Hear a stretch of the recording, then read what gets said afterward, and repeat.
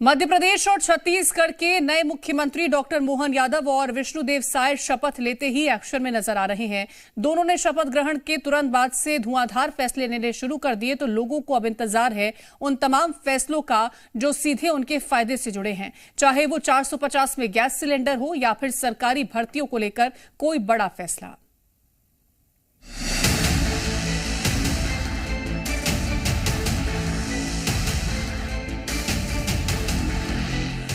मध्य प्रदेश में सत्ता संभालते ही मोहन सरकार एक्शन मोड में आ गई। कैबिनेट की पहली बैठक में सरकार ने कई अहम फैसले लिए। शिक्षा और सुरक्षा पर तो नई सरकार का जोर है ही, इसके साथ ही प्रदेश में विकास को और रफ्तार देने पर भी सीएम मोहन यादव का पूरा फोकस है। मध्य प्रदेश की जनता ने बीजेपी को बम्पर जीत दिलाकर फिर से सत्ता के सिंहासन पर बिठाया है। ऐसे में डॉक्टर मोहन यादव सरकार से जनता की उम्मीदें भी बढ़ गई हैं और सरकार ने भी इस दिशा में कदम उठाने शुरू कर दिए हैं। फिर चाहे हर जिले में एक्सीलेंस कॉलेज खोलने का फैसला हो या फिर आदतन अपराधियों की जमानत निरस्त करवाने का फैसला, मुख्यमंत्री डॉक्टर मोहन यादव हर एक दिशा में एक के बाद एक बड़े फैसले ले रहे हैं। तो अब आपको सीएम डॉक्टर मोहन यादव के उन बड़े फैसलों के बारे में भी बता देते हैं जिनकी चर्चाएं इन दिनों हर जगह हो रही हैं।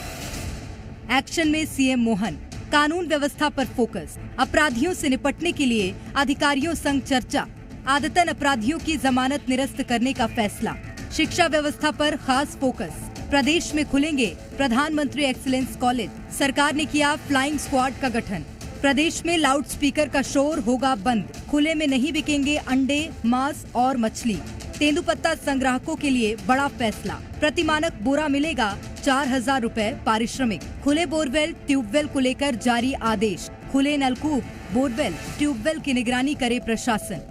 ध्वनि विस्तारक यंत्रों को तो अपनी तय समय सीमा के अंदर और जो उनकी मर्यादा उसमें उनको अपनी उपयोग करना चाहिए। उस नाते से हम कोशिश करेंगे कि ये, लेकिन कुछ जिलों में अलग अलग स्थिति भी है। बगैर परमिशन कोई चला, इसको हम पसंद नहीं करेंगे। इसी हालत में हम किसी प्रकार की गतिविधियों को बढ़ावा नहीं देंगे, खास करके नक्सलवादी क्षेत्र में भी। और भविष्य में अगर इस क्षेत्र में बटालियन की जरूरत रहेगी तो हम इसमें बटालियन भी देने वाले हैं और जो जरूरत सुरक्षा के इंतजाम की होगी वो सब करेंगे। प्रधानमंत्री उत्कृष्टता महाविद्यालय के नाते से ये एक्सीलेंस कॉलेज हमारे नई शिक्षा नीति को लेकर के सभी प्रकार के कोर्स एक महाविद्यालय में हो और महाविद्यालय में सर्व सुविधा युक्त सभी संसाधन के साथ बच्चों की पढ़ाई हो।